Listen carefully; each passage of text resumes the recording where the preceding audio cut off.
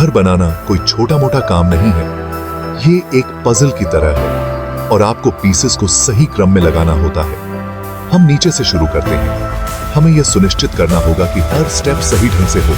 इस तरह हम मजबूत और सुरक्षित घर बनाते हैं। हम जल्दबाजी नहीं करते। चलो शुरू करें। सबसे पहले हमें रास्ता साफ करना होगा। यह सुनिश्चित करने के लिए कि निर्माण सुचारू रूप से हो सके, हमें सभी अवरोधों को हटाना होगा। सारा कचरा, पेड़ और जो भी आड़े आ रहा है उसे हटा दो।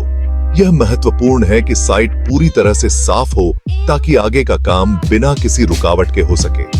फिर हम मार्क करते हैं कि सब कुछ कहां जाएगा।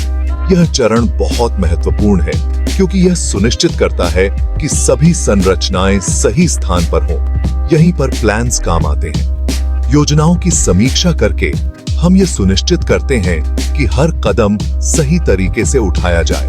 हम केयरफुली लाइंस को फॉलो करते हैं। यह सुनिश्चित करता है कि सभी माप सटीक हों और निर्माण प्रक्रिया में कोई गलती ना हो।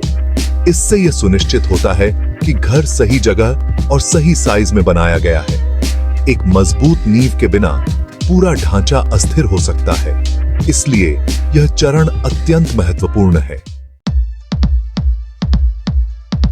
अब खुदाई का समय। नींव के लिए हमें एक बड़ा गड्ढा बनाना होगा।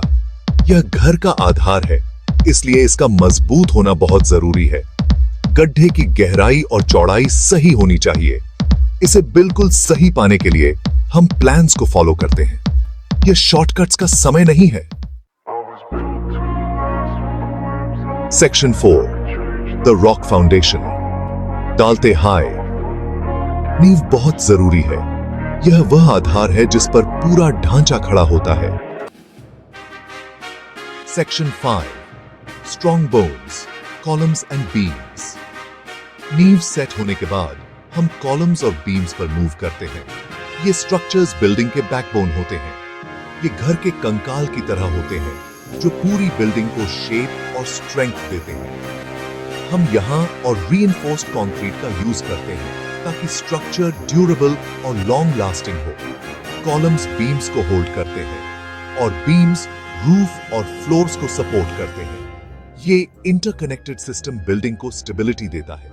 हर चीज सीधी और मजबूत होनी चाहिए ताकि बिल्डिंग की इंटेग्रिटी बनी रहे। वर्कर्स इंश्योर करते हैं कि अलाइनमेंट और स्ट्रेंथ परफेक्ट हो। Section 6, ceiling the deal slab construction. Floors का समय।